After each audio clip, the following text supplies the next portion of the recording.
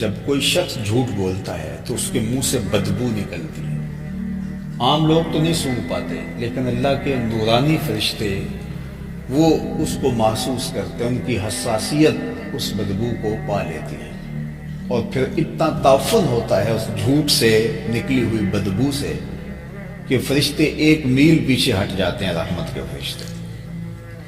اور اگر جھوٹ چلتا رہتا ہے تو فرشتے پیچھے ہٹتے چلے جاتے ہیں۔ مجھے بتاؤ کہ ایک گھر میں باپ بیٹے سے جھوٹ بولتا ہے، بیٹا ماں سے جھوٹ بولتا ہے، ماں بیٹی سے جھوٹ بولتی ہے، بیٹی بھائیوں سے جھوٹ بولتی ہے، بہو ساس سے، اور ساس جو ہے وہ بہوؤں سے جھوٹ بولتی ہے، تو اس گھر سے تو بدبو کے ببھوکے اٹھ رہے ہوں گے، تعفن اٹھ رہا ہوگا۔ آپ اس گھر سے رحمت کے فرشتے کتنے میل دور ہٹ گئے، اور گھر میں بے برکتی، نحوست، نہ اتفاقی، نہ چاکی، لڑائیاں، جھگڑے، دھینگا مشتی، فساد۔ ہم نے کیا سمجھا کسی نے کالا جادو کر دیا، ہم نے کہا کسی نے بندش کر دی، ہم نے کہا کسی نے تعویذ ڈال دی، اب دوڑے بابوں کے پاس، اور وہ تو بیٹھے اسی کام کے لیے۔ اگر وہ کہیں کہ نہیں یہ جھوٹ کی وجہ سے ہوا ہے تو ان کا تو کاروبار وہیں ختم ہو گیا، تو انہوں نے بھی تو اپنا ڈیرا چلانا ہے، تو انہوں نے کہا تو وقت پہ آ گیا ہے، اگر 1 دن لیٹ ہوتا تو تعویذ چل جانے تھا، تیرا کک نہیں رہنا تھا۔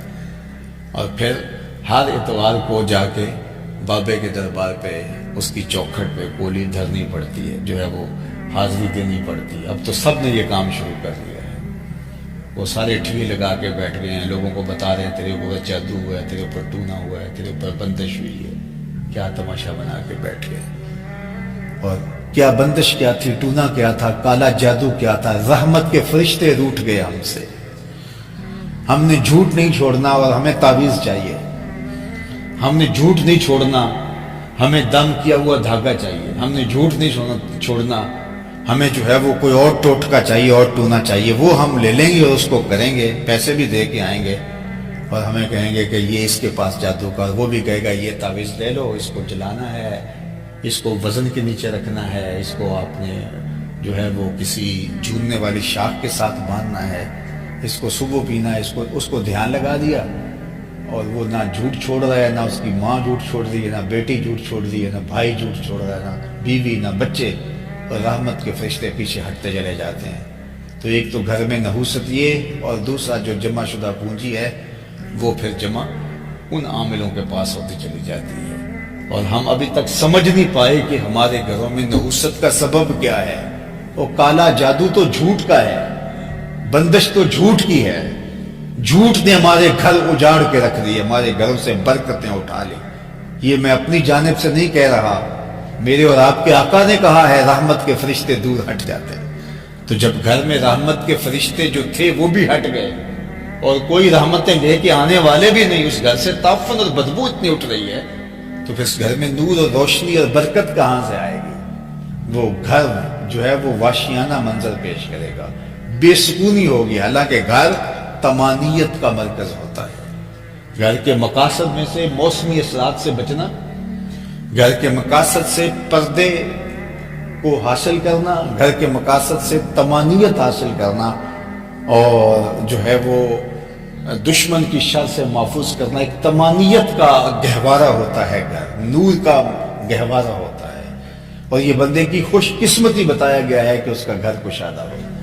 لیکن کشادہ گھروں میں بھی بے برکتی اور وحشت، اس لیے کہ وہاں سے ببھوکے بدبو کے اٹھتے ہیں، اور رحمت کے فرشتے بستر گول کر چکے ہیں، اور وہاں رحمت کے فرشتوں کا بسیرا نہیں ہے، تو پھر وہ بھوت ہی ہوں گے جن کا تم علاج کرنے نکلے ہو، اور ساری زندگی کرواتے رہو علاج، کبھی علاج نہیں ہوگا۔ علاج تمہارے پاس ہے، وہ تم کرنے کے لیے تیار نہیں ہو۔ تم نے آ کے تعویذ باندھ دیا، اور جھوٹ اسی طرح جاری ہے، تو باندھتے رہو، پورے گھر میں تعویذ باندھ دو، یہ فانوسوں کی بجائے تعویذ لٹکا دو، کچھ نہیں ہوگا اگر تم نے جھوٹ نہیں چھوڑا ہے۔ تو فرمایا کہ 1 میل اللہ کے فرشتے دور بھاگ جاتے ہیں جب کوئی شخص جو ہے وہ اپنے گھر میں اپنے جھوٹ بولتا ہے، اور پھر اس طرح فرشتے ہٹتے چلے جاتے ہیں۔ تو اسلام کا بنیادی نظم جو ہے وہ جھوٹ سچ ہے۔ آج ہمارا تاجر کیا کہتا ہے، جناب اگر جھوٹ نہیں بولتا ہے تو سودا ہی نہیں بکتا۔ تو میں کہتا ہوں یہ جاپان کا کیسے بک رہا ہے، پوری دنیا پہ بک رہا ہے، ہمارا ہی نہیں بکتا۔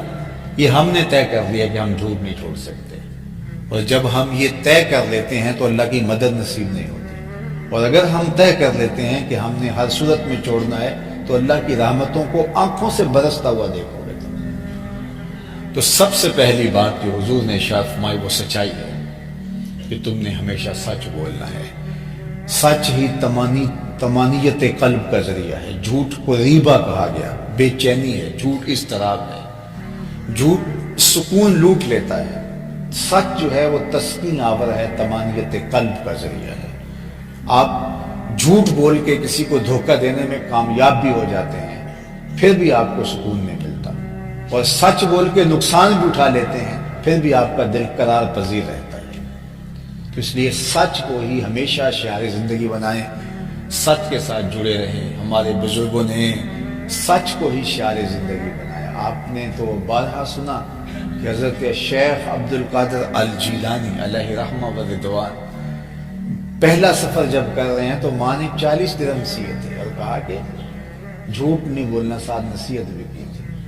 تو جب تلاشی لے کر کے راستے میں ڈاکہ پڑتا ہے تو وہ ڈاکو جانے لگا تو کہا تیرے پاس کچھ بھی نہیں ہے؟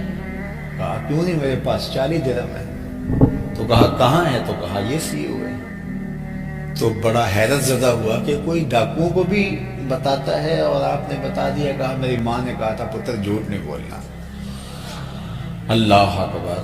سب سے پہلے لوگ ابھی علم حاصل کرنے جا رہے ہیں، علم حاصل کرنے جا رہے ہیں، تو یہ لوگ ان کے ہاتھ پہ توبہ کرتے ہیں۔ ہم تو علم حاصل کر کے آ بھی گئے تو ہمارے ہاتھ پہ کوئی توبہ نہیں کرتا، وہ تو ابھی کرنے جا رہے ہیں، لیکن سچ کے ساتھ جو ہے۔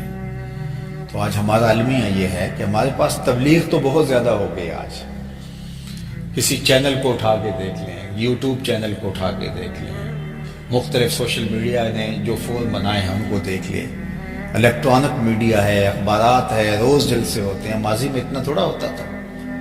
حضرت خواجہ معین الدین چشتی اجمیری نے اتنے خطاب تھوڑے کیے تھے جتنے ہم کر رہے ہیں۔ حضرت داتا گنج بخش علی حجویری علیہ الرحمہ نے اتنے خطبے تھوڑے دیے تھے جتنے ہم دے رہے ہیں۔ لیکن ان کا کردار تھا کہ جدھر نظر اٹھتی تھی دنیا بدلتے چلی جاتی تھی، اور ہمارا کردار ہی نہیں رہا۔ آپ کی اگر توجہ ہو علماء کرام کی بھی تو میں ایک جملہ کہنا چاہتا ہوں، اور وہ یہ کہ عرب سے تاجر آئے تھے نا یہاں بر صغیر میں، پیغمبر تو یہاں نہیں آئے، عرب سے تاجر آئے تھے، اور انہوں نے کی تجارت، لیکن ان کے کردار کو دیکھ کر لوگوں نے اسلام قبول کر لیا۔ صوفیہ آئے تھے اور وہ آ کے کلی ڈال کے بیٹھ گئے، لوگ ان کے نیڑے لگے اور ان کے کردار کو دیکھ کے لوگوں نے اسلام قبول کر لیا۔ وہ تاجر کتنے آئے تھے، وہ صوفیہ کتنے آئے تھے، وہ ان کی تعداد ہزاروں کے قافلے نہیں آئے، کسی علاقے میں ایک آیا، کسی میں 2 آئے، ایک سینکڑوں صوفی اور سینکڑوں تاجر آئے، اور آج جو ہے وہ 22 کروڑ مسلمان یہاں بستے ہیں اور 30 کروڑ مسلمان کے قریب انڈیا میں بستے ہیں۔ اسی طرح کو 20 کروڑ کے قریب جو ہے وہ بنگلہ دیش میں ہے، اور اسی طرح جو ہے وہ یہ علاقہ افغانستان کا ہے۔ تو 1 ارب کے قریب مسلمان جو ہے وہ اس ریجن میں ہیں جہاں پیغمبر نہیں آیا۔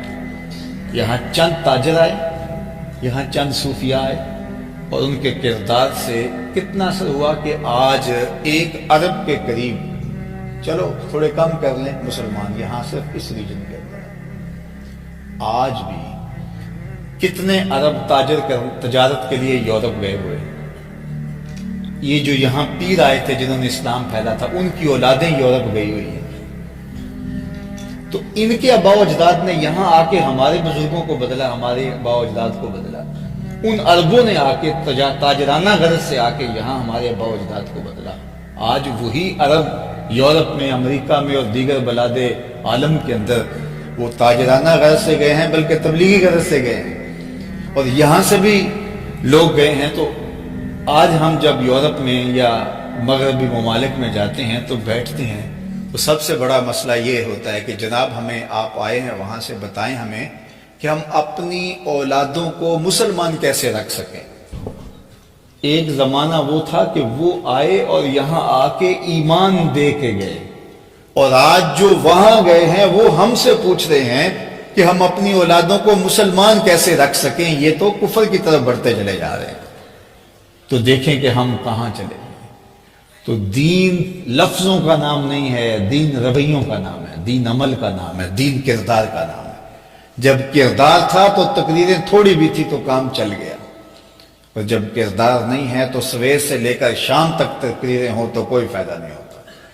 تو یہ بات ذہن میں رکھیے، ہمارا دین ہمیں عمل اور رویوں کی خوبصورتی سکھاتا ہے۔ پھر آپ کے ٹوٹے پھوٹے شکستہ لفظ بھی ہوں، بلکہ آپ نہ بھی بولیں، پھر آپ گزر بھی رہے ہوں تو اثر انداز ہوتے ہیں۔